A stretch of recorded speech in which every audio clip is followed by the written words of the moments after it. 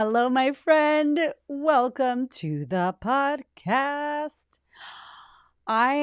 Before we even start, I need to read you something. I can't tell you how many screenshots and testimonials, not reviews, because for some reason it's easier to send me a message on Instagram or an email, but I have thousands of screenshots and messages and emails from you, the listener of this podcast, telling me how it's helped you, how it's changed your life.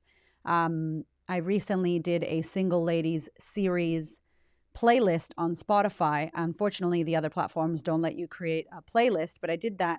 And I got so many of you message me like, it makes me cry. Like, it makes me cry because I love this work so much and I'm so fucking moved that you listen. First of all, that you listen. There are so many motherfucking podcasts that you could listen to.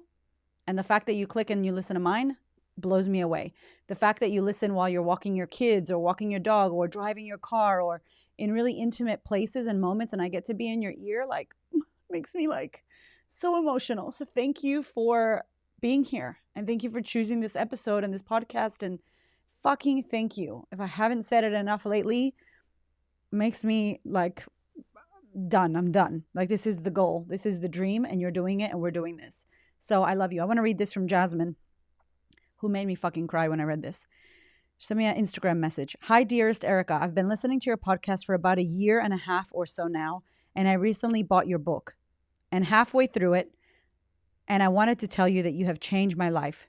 You are an inspiration, and because of you and because of doing the work, I can now fully embrace me and love me. So thank you for all that you do. I love you. Oh, first of all, it's not because of me, because of you, because thank you.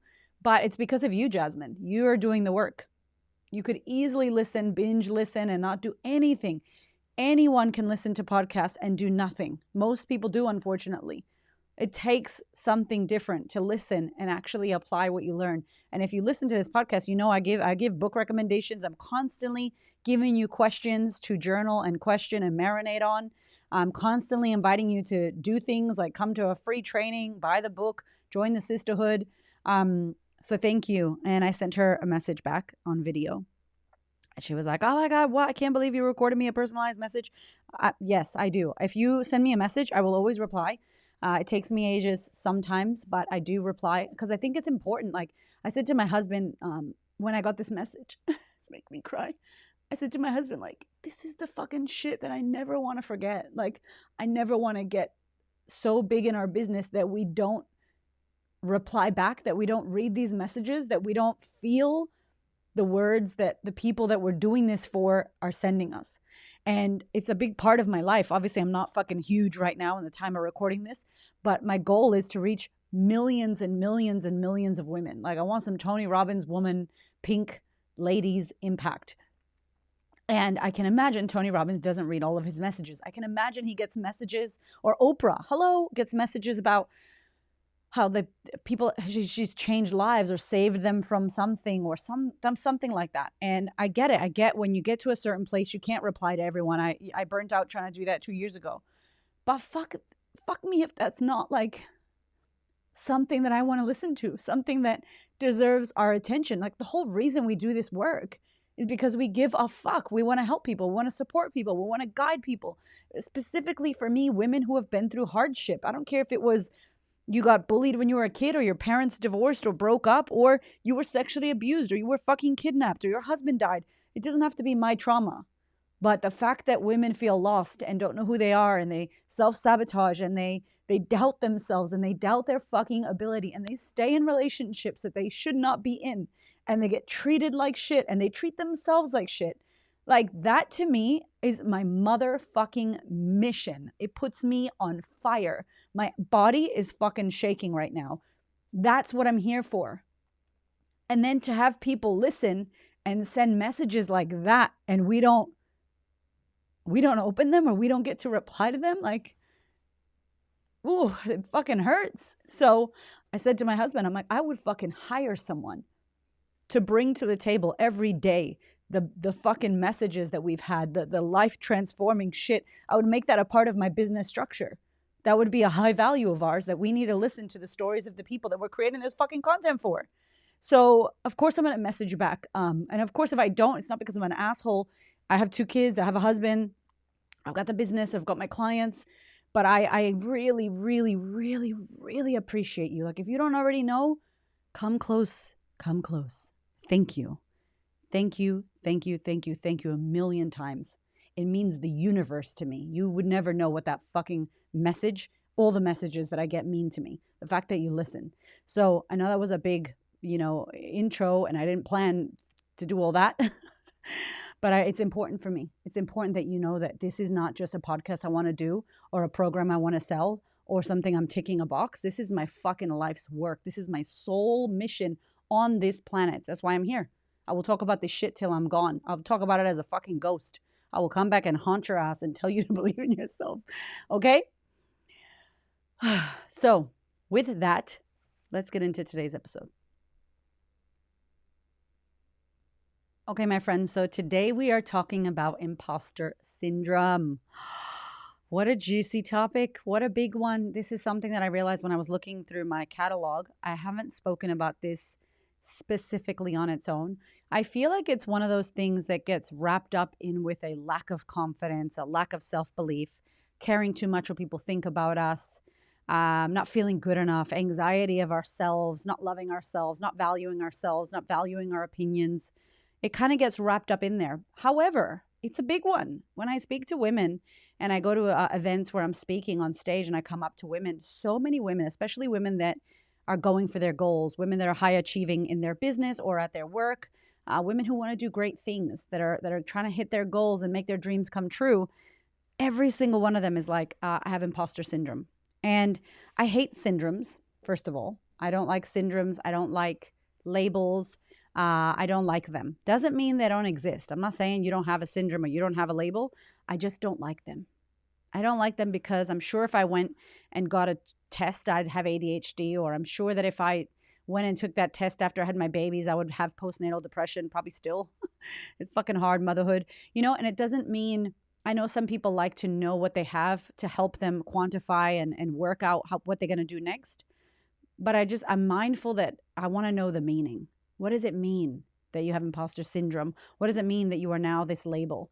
And I think most of us, if we haven't done our inner work and if we don't have a positive self-regard, the meaning is I'm broken, I'm damaged, something's wrong with me, I'm fucked up, I can't do it, I'll never be able to, etc., etc.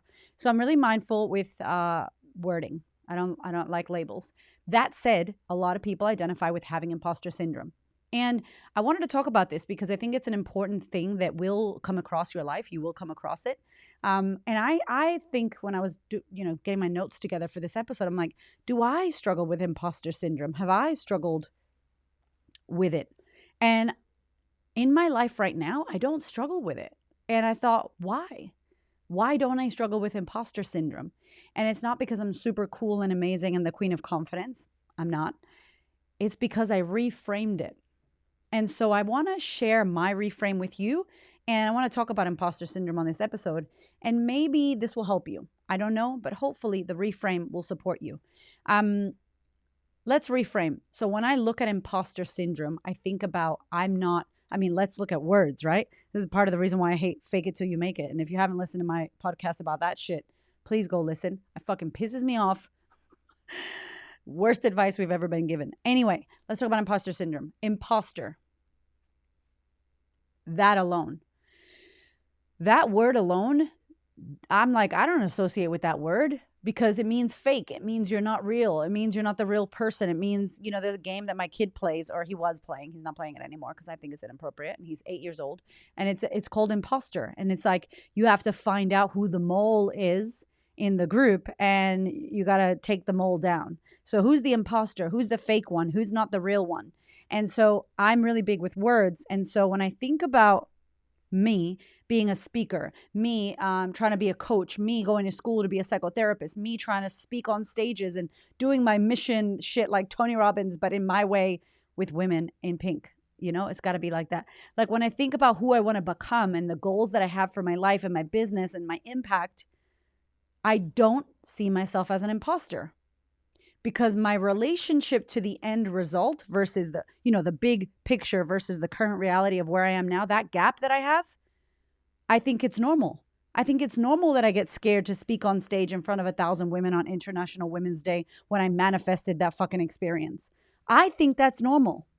I don't think I'm supposed to be like, I got this. No, I think I'm supposed to be like, oh shit, do I got this? I don't know, question mark, holy shit, exclamation point. Like, I think I'm supposed to be scared. I think I'm supposed to have skid marks in my undies. I think I'm supposed to question and self-doubt and deal and dance with that fucking lack of courage and then, oh fuck, I don't know what I'm doing.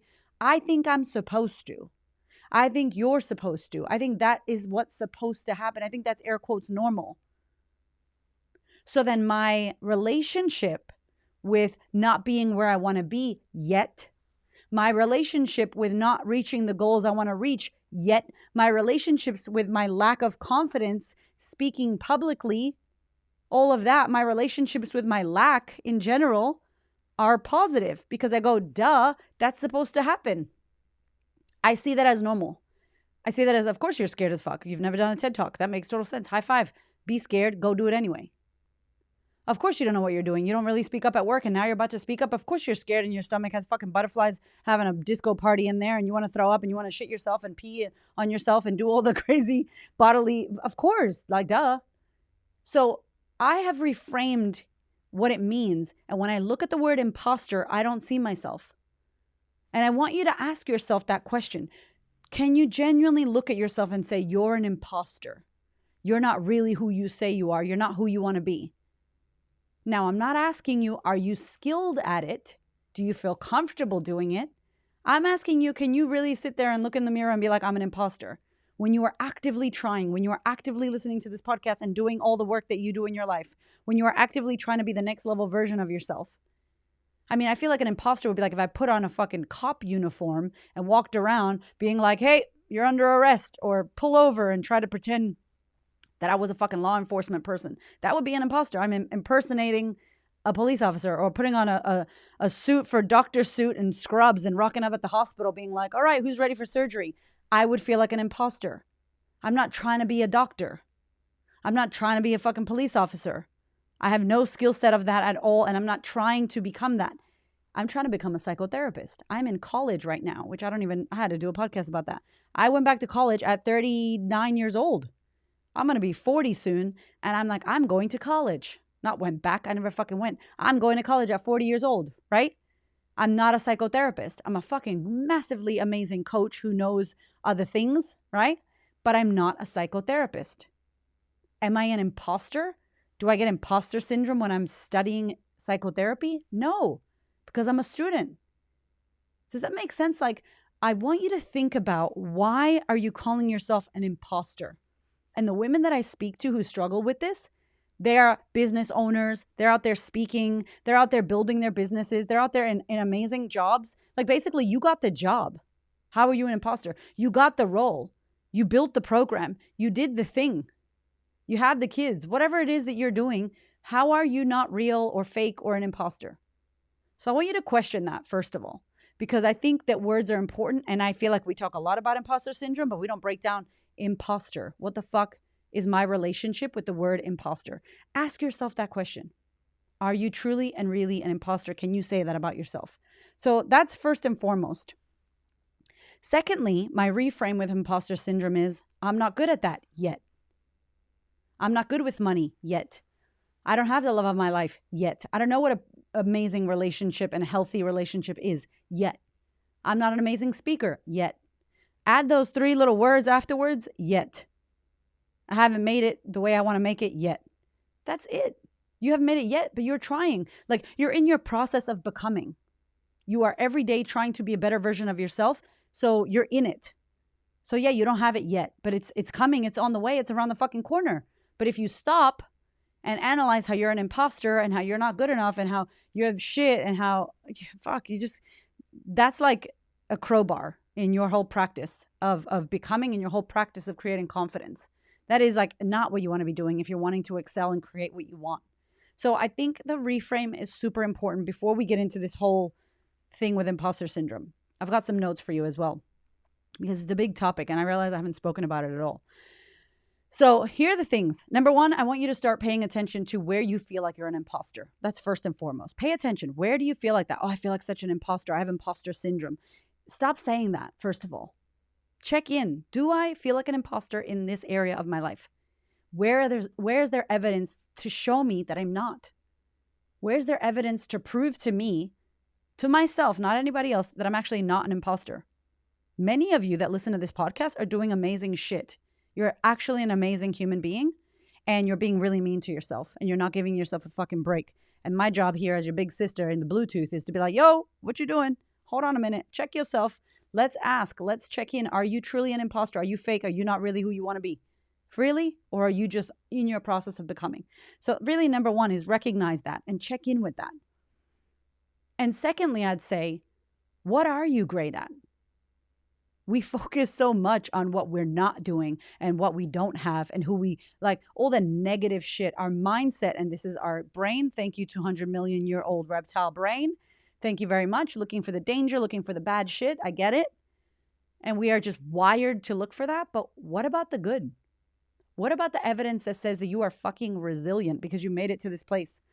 What about the evidence that says that you were able to attract that job or get those clients or make that money or lose that weight or find the love or speak your truth or whatever amazing thing you've done in your life? Look back. Take a minute right now while you're listening to reflect back on your life and all the amazing shit that you have been able to do. And have you taken a moment to focus on that? What about that reframe? What are your accomplishments? There's some shit that you have done, my friend, that you are happy to talk about what you haven't done, but I want you right now to check in all the things that you have done, the things you've overcome, the difficulties, the challenges, the adversities. You're amazing. Don't forget that. If you're going to talk about the bad shit, you better reclaim the good shit too. Don't forget about the good shit. I think that's a part that we miss. Brings me to my next point, which is, how are you with yourself? I talk about this a lot on the podcast, and I've mentioned her many times. Lisa Hayes has a quote, and it says, be careful how you think about yourself because you are listening. You are listening to yourself. What are you saying about yourself? How's your self-talk? Do you have the inner critic on blast in there? Do you have beliefs about yourself that aren't positive? And are you constantly thinking that and saying that to yourself? When you speak, are you compassionate to yourself? Are you kind? Do you compliment yourself or just criticize yourself? We really got to challenge the self-talk and the negativity that goes on in our freaking mind about ourselves. That doesn't help. It doesn't help when you're already nervous about speaking and then you fucked up some words and then you're like, oh my God, that one time I fucked up those words. And then what does the mind do? The mind starts looking for evidence on how you're shit. The mind starts going, oh yeah, I remember that one time and then that time. And then you're just stacking up the evidence on how you're shit. And I'm like, that's not it. Like, that's not going to help you. It's going to move you into even more feelings of being an imposter and not good enough. And so if you ask me, that's the most important part of this podcast. Not fucking imposter syndrome. It's just another word for I'm not feeling good enough. To me, it's just another word for women being hard on themselves and not doing their work. And if you could open your mind up and start really challenging how you think about yourself, your whole shit would change. And that's probably what I've spent 99% of my time on this podcast talking about. Not imposter syndrome, this little bead, but why do we have it? What are you thinking about? How do you see yourself? How do you treat yourself when you speak about you? When I speak about Erica, how do I hold her in my regard? Is she shit on? Do I shit on her? Or do I go, man, Erica's fucking amazing. I know her heart. I know her soul. She's an incredible woman. She's trying her best. She wants to be a good mother. She wants to do good in this world. I know she's coming from a good place. I know her heart. She needs some support with this, that, and the other, but she's a fucking good person. Do you think that about yourself? What are you thinking about yourself? What are you saying about yourself to yourself? What kind of language are you using? Yo, if you ask me, that's much more important than you tackling fucking imposter syndrome. Get in line. All these things are coming for us. This is all a part of our leveling up. This is it. If I didn't doubt myself that, can I do a TED Talk? I remember for so long, if you go back to my podcast, if you've been here for a while, you know I've talked about TED Talk and how scared it is and how scary I am to do it. And I'm like, fuck, I don't want to do it. I haven't done it. It's 2023. I haven't done it. I haven't submitted an application. I'm not in a rush either. I trust the timing of my life. I'm not like, oh, I don't want to do it. If it comes to me, it comes to me. I also don't want to be like desperate. Like, I need to do a TED Talk because it means I'm a good speaker. No, it fucking doesn't. I'm a good speaker. That's it. Because I speak. but it's there. It's in my peripherals, right? This TED Talk. And I used to, about a year ago, be so fucking scared of that red rug. I was like, oh my God, I'm going to get on that rug. I might fucking throw up because Brene Brown did such a great job. And I'm not, am I all over the place? Will I suck? All this shit. The fact that I am even thinking about doing a TED Talk is good news. What a fucking level up from me talking to myself in the mirror in my bedroom with no audience. It's good news. And of course I'm nervous. I've never done it before. But do I have evidence that I have spoken and I have moved people and I've supported people? This podcast has like 2.5 almost million downloads. This podcast you are listening to. We got listeners in 218 countries. Shout out to Germany, by the way, who is like, turn it up. They are listening. The top 5 they're in my top 5, Germany. So shout out to Germany, Austria. I love y'all. Right? Berlin. You know what I'm saying? Like, that is evidence that people want to hear what I have to say and that this podcast is supporting and serving women, which is my whole intention. Am I the fucking best? Am I the best in the whole world? Is no one going to be better than me? No. Can I work on myself and be better? Yes. I did a podcast like not a week, maybe 2 months ago. And me and Hamish were eating acai bowls and I got complaints about the noise and the music and the chewing. I'm sorry. I'm a human. My bad. What can I do? I'm going to be like, oh my God, I'm the fucking worst. No one loves me. I'm an imposter. I'm not a great podcaster. And then what? That takes away the 2.5 million downloads, the 217 countries, the fucking thousands of screenshots of testimonials of women that are like, your podcast changed my fucking life. No. To me, it's an unmanaged mind. We are not looking at what we're thinking. We're not inquiring our thoughts. We're not doing the work on, hold on a minute, is this bullshit? You know what we're doing? We're taking this bullshit ass negative talk, this self-talk bullshit, that the fucking bullshit train of shitty thoughts that comes by the station and we jump on and we're fucking riding that train all the way to who the hell knows what. That's what we're doing. Instead of being like, hold on a minute, I'm at the station. Do I want to get on this fucking train? Is this even real? Is this even helpful? I don't like how it smells in here. This shit sucks, and get off. We follow that motherfucking thing all the way and get distracted with bullshit. And then that self-sabotage, that to me is some shit that happens. I'm like, no, check in with the thing between your ears, okay? The mind is a motherfucker. And if you don't become the security guard of your mind and question what the fuck's coming in and ask and investigate and ask for all the things, shit's going to come in and you're going to be like, I have imposter syndrome and I'm fucked forever. I've also got chronic anxiety and I'm like, fuck me. It's a moment. You have a moment of doubt. Talk yourself out of it. You have a moment of doubt. Do the work. You have a moment of doubt. Go, hey, this is normal. It's actually normal to doubt yourself. I doubt myself all the time. I question myself all the time. I second guess all the time. I don't let it stop me, but it's fucking there and it's coming with me. Hi, self-doubt. Come on, bitch. I know you. Get in the back. Put your seatbelt on. Let's fucking go. We're doing this shit. You can be scared, but we're going. You can be, nervous and have no courage, but we're walking in the dark. And guess what happens? Courage comes. But it's not going to come if I think about being courageous and I think about not doubting myself and I think about this. You got to take a step in the fear. There's no fearlessness, okay? We fucking scared as hell. I'm scared. I'm always scared, but I'm moving anyway. And then the more I do that, the less I doubt. The more I do that, the more I prove to myself that actually I know how to do this. I'm good at this. But I sucked initially. So if you suck initially, which is what everybody does, they all suck, and you're comparing yourself to someone who's been on the journey for longer, we all suck. We all have this negative self-talk. We all have challenges and self-doubt and all that jazz. We all feel like, fuck, can I do this? But I don't have a fucking doctor's outfit on. I'm not about to go do surgery after this podcast. That is not in my scope of genius. That would be me being an imposter. But me speaking on stage, me going to an event, me doing the things that I want to do that are in my scope, how can I be an imposter? I'm just not confident yet. I'm just not sure yet.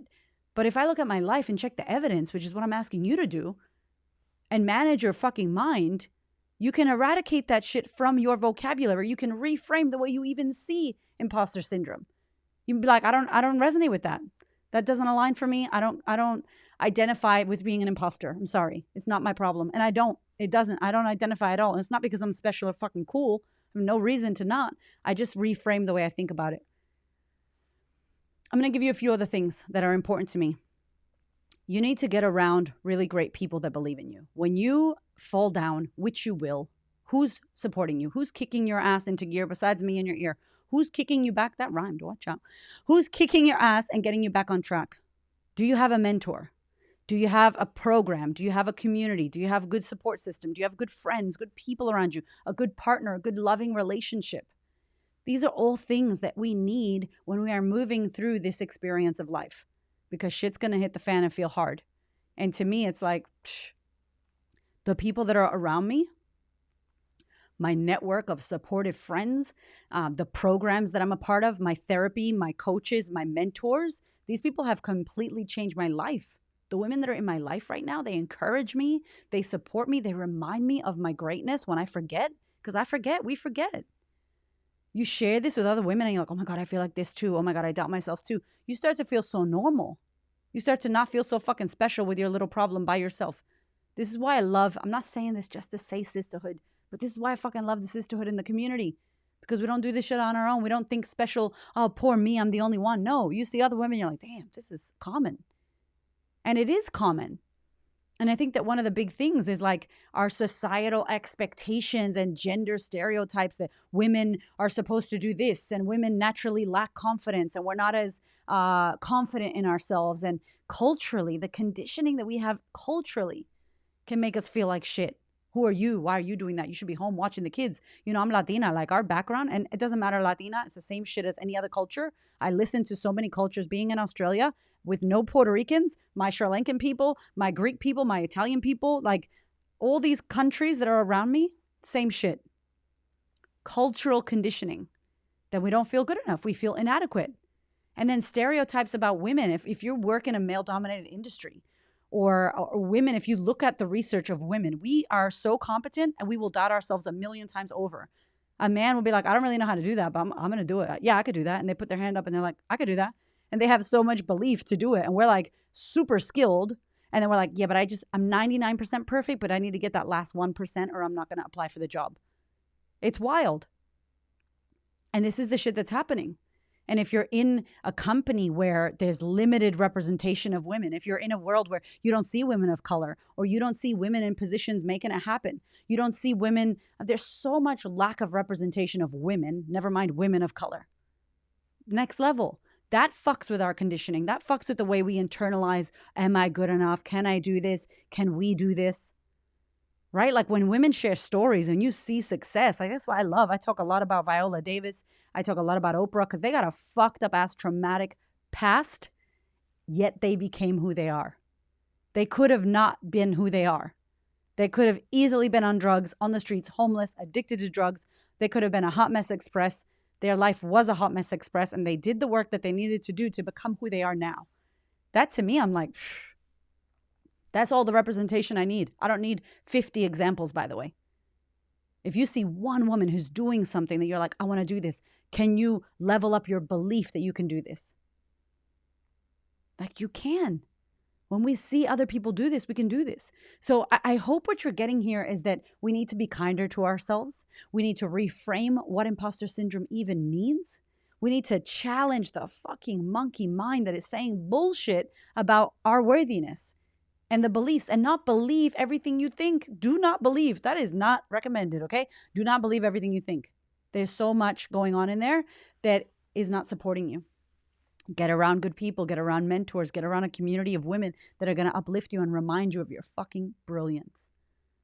That is needed. And celebrate yourself. Celebrate yourself. Like,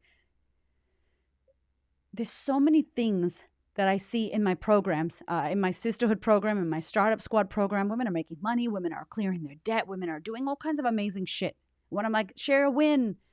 Like, we don't even want to say what the win is. And I'm like, that's incredible. Or we go, yeah, this happened. Next, on to the next thing.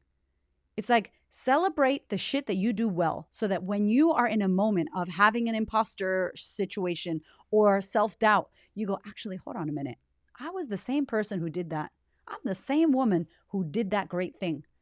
You think I don't go back to like how my podcast has done, my social media, the money that we've been able to make, the impact that we've been able to have, the home that I've been able to buy, the financial freedom I've been able to help other women create. All of that is evidence in Erica's brain to remind me when I fall down that I have done great things and that I'm a good person and that I can do this again. If I did it in the past, I can do it again, even if I lost everything. Losing financially, there's so much setbacks for everyone right now. Financially, people are struggling. And I'm like, if you ever made money before and you don't have it right now, You did that. You created the results that you have. And if you did that, you can do that shit again. And so hopefully you can just understand that this whole imposter syndrome thing is you need fucking self-compassion. Reframe what it means to you. Be patient with yourself. Get around good fucking people. And start really questioning the way you think about yourself. Is the way that you're thinking supporting you? And do you need to work on your fucking mindset? The answer is hell yeah. We all do. We all do. I'm always going to work on myself. I got a question on Instagram the other day. I did like an Ask Me Anything Q&A. And one of the questions was like, are you ever done? Like, how do you know you're done doing the work? And I just laughed. I'm like, you're never done. Like, I'm never done. Like, I could feel really good right now in my life, which I do. And then I all of a sudden get an opportunity to have some amazing celebrity on my podcast. And then I'm like, fuck. Oh my God, oh my God, oh my God, oh my God. And I will shit my pants and be like, oh my God, what if I fuck it up? What if the recording doesn't record? Shit. And I just go to the worst case scenario because I'm nervous and I'm nerve-sighted and it's a bit crazy, but it doesn't mean I can't fucking do it. I don't disregard all the amazing shit I've done in the past. It's a moment. And so roll with these moments. Don't make it mean shit about you and your worthiness. Okay? I love you so much. So much. I hope you remember that you are amazing and you've gotten yourself this fucking far. You did that shit. Okay? I love you. Have the most amazing, amazing week. Share this with a woman who needs to hear this message about imposter syndrome reframe, please. Thank you so much. I love you.